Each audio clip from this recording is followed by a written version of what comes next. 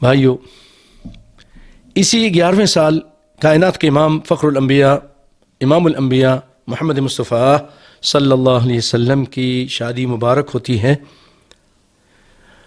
سیدہ عائشہ رضی اللہ عنہا صادقہ طیبہ طاہرہ سے، اور اس وقت ان کی عمر 6 برس تھی۔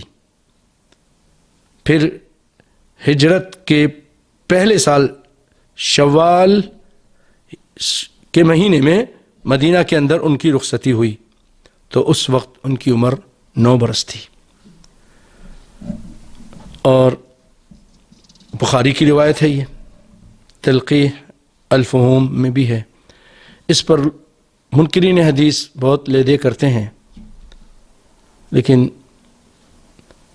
صحیح بات یہ ہے کہ آپ صلی اللہ علیہ وسلم کی یہ شادی اسی تاریخ اسی عمر میں ہوئی، اور اس میں تعجب کی کیا بات ہے۔ آج اس جدید دور میں کئی ایسے انگریزوں کے اندر، برطانیہ میں اخباروں میں آپ نے بھی پڑھا ہوگا کہ اس عمر کی لڑکی نے شادی کی اور اس کے بچے بھی ہوئے۔ تو عرب لوگ، آپ کو جیسے کہ معلوم ہے، ایک تو گرم علاقہ ہے، اور اللہ کے فضل و کرم سے جو ان کی خوراک ہوتی ہے خاص طور پہ اونٹ کا گوشت، معلوم ہے بہت طاقتور اور گرم بھی ہوتا ہے، ساتھ ہی ساتھ کھجور، پنیر، کشمش، یہ ساری چیزیں، تو بچے بہت جلد بلوغت کو بھی پہنچ جاتے ہیں۔ تو اس میں کوئی ایسی بات نہیں کہ اس کا انکار کیا جائے۔ اس بات کو سامنے رکھ کر یہ منکرین حدیث کوشش کرتے ہیں کہ آپ کا ایمان نبی کائنات صلی اللہ علیہ وسلم کی حدیث اور سب سے اعلیٰ ترین جو کتاب ہے صحیح البخاری، اس سے آپ کا ایمان متزلزل کر دیں، ڈگمگا دیں۔ اور ایک بات میرے پیارے بھائیو آپ یاد رکھیے گا، ایک مرتبہ ایک حدیث کا آپ انکار کرنے کی جب آپ کے اندر جرأت پیدا ہو جائے گی، کل پھر دوسری اور تیسری اور چوتھی، پھر ایک دن آئے گا کہ ساری حدیثیں آپ کو بیکار لگیں گی، جھوٹی لگیں گی، اور انکار کرنے کی جرأت پیدا ہو جائے گی۔ اس لیے یہ اللہ کی طرف سے آیا ہوا دین ہے، اس کی حفاظت اللہ تعالیٰ نے اس کے حفاظت اپنے ذمہ داری لی ہے۔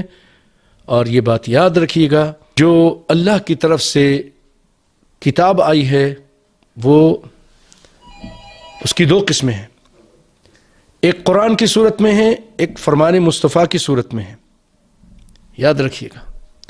کیوں؟ اللہ تعالیٰ خود فرماتا ہے وَمَا يَنطِقُ عَنِ الْهَوَىٰ إِنْ هُوَ إِلَّا وَحْيٌ يُوحَىٰ۔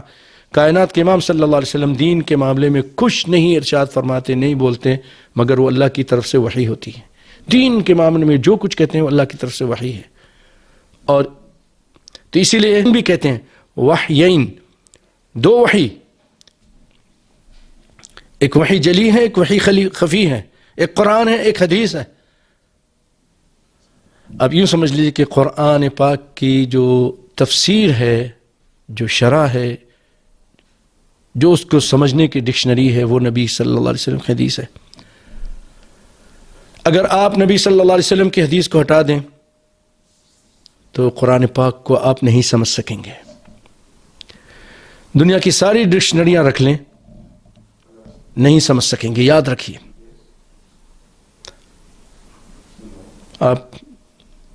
آپ کہتے ہیں کہ نہیں ہم سمجھیں گے، اللہ کہتا ہے کہ حج کرو، ٹھیک ہے، کون سے مہینے میں کریں گے؟ کتنا طواف کریں گے؟ عرفہ کس دن جائیں گے؟ ساری ڈیٹیل کہاں ملے گی؟ حدیث میں۔ زکوٰۃ دو، کتنی زکوٰۃ دینی ہے؟ یہ تو کہیں نہیں ہے قرآن پاک میں نا۔ اتنی گائے پر اتنی ہے چیز ہے، بکریوں پر یہ چیزیں نکالنی ہیں، اونٹ پر یہ چیزیں نکالنی ہیں، کہاں لکھا ہے؟ جب تک قرآن کے ساتھ حدیث کو سامنے نہیں رکھیں گے، قرآن کو نہیں سمجھ سکتے۔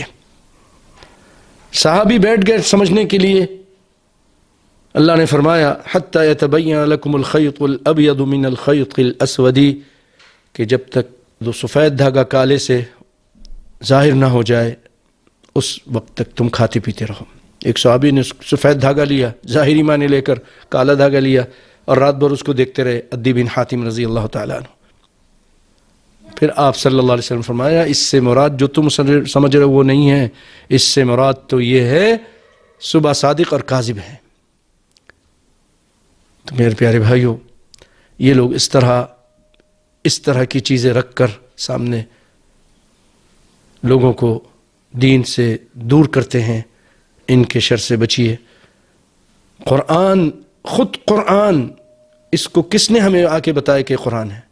نبی کائنات نے بتایا، اور نبی کائنات کی بات حدیث ہوتی ہے۔ آپ نے بتایا کہ مجھ پہ قرآن نازل ہوتا ہے، قرآن خود تو نہیں کہتا۔